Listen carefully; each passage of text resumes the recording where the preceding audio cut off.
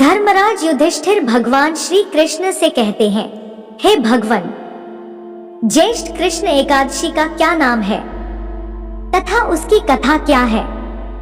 इस व्रत की क्या विधि है?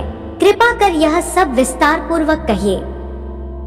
भगवान श्री कृष्ण कहने लगे, हे राजन, ज्येष्ठ मास के कृष्ण पक्ष की एकादशी को अचला एकादशी तथा अपरा एकादशी दोनों ही नामों से जाना जाता है, क्योंकि यह अपार धन देने वाली है।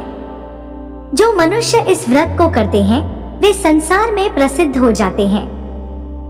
इस दिन भगवान त्रिविक्रम की पूजा की जाती है। भगवान त्रिविक्रम में भगवान विष्णु, भगवान विट्ठल और बालाजी के दर्शन होते हैं। अपरा एकादशी का महत्व। अपरा एकादशी के व्रत के प्रभाव से ब्रह्मा हत्या, भूत योनि, दूसरे की निंदा आदि के सब पाप दूर हो जाते हैं। इस व्रत के करने से परस्त्री गमन, झूठी गवाही देना, झूठ बोलना, झूठे शास्त्र पढ़ना या बनाना, झूठा ज्योतिषी बनना तथा झूठा वैद्य बनना आदि सब पाप नष्ट हो जाते हैं। जो क्षत्रिय युद्ध से भाग जाए वे नरकगामी होते हैं, परंतु अपरा एकादशी का व्रत करने से वे भी स्वर्ग को प्राप्त होते हैं। जो शिष्य गुरु से शिक्षा ग्रहण करते हैं फिर उनकी निंदा करते हैं, वे अवश्य नरक में पड़ते हैं। मगर अपरा एकादशी का व्रत करने से वे भी इस पाप से मुक्त हो जाते हैं। जो फल तीनों पुष्कर में कार्तिक पूर्णिमा को स्नान करने से या गंगा तट पर पितरों को पिंडदान करने से प्राप्त होता है, वही अपरा एकादशी का व्रत करने से प्राप्त होता है।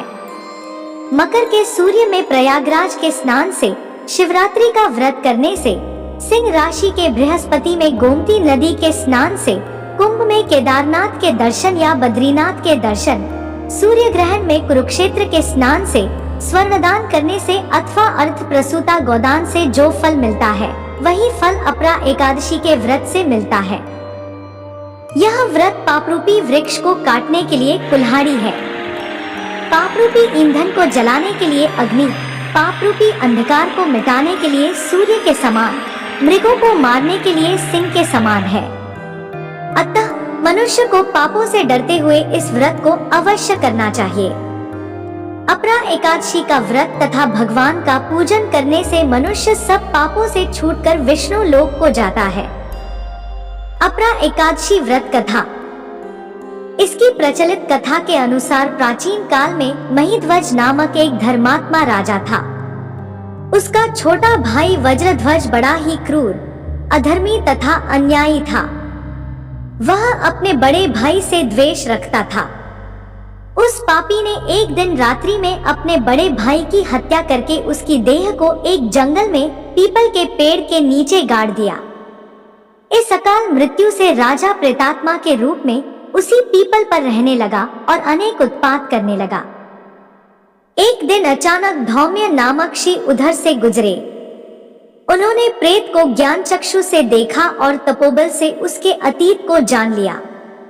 अपने तपोबल से प्रेत उत्पात का कारण समझा। ऋषि ने प्रसन्न होकर उस प्रेत को पीपल के पेड़ से उतारा तथा परलोक विद्या का उपदेश दिया। दयालु ऋषि ने राजा की प्रेत योनि से मुक्ति के लिए स्वयं ही अपरा एकादशी का व्रत किया और उसे अक्ति से छुड़ाने को उसका पुण्य प्रेत को अर्पित कर दिया। इस पुण्य के प्रभाव से राजा की प्रेत योनि से मुक्ति हो गई। वह ऋषि को सप्रेम धन्यवाद देता हुआ दिव्य देह धारण कर पुष्पक विमान में बैठकर स्वर्ग को चला गया। हे राजन, यह अपरा एकादशी की कथा मैंने लोकहित के लिए कही है। इसे पढ़ने अथवा सुनने से मनुष्य सब पापों से छूट जाता है।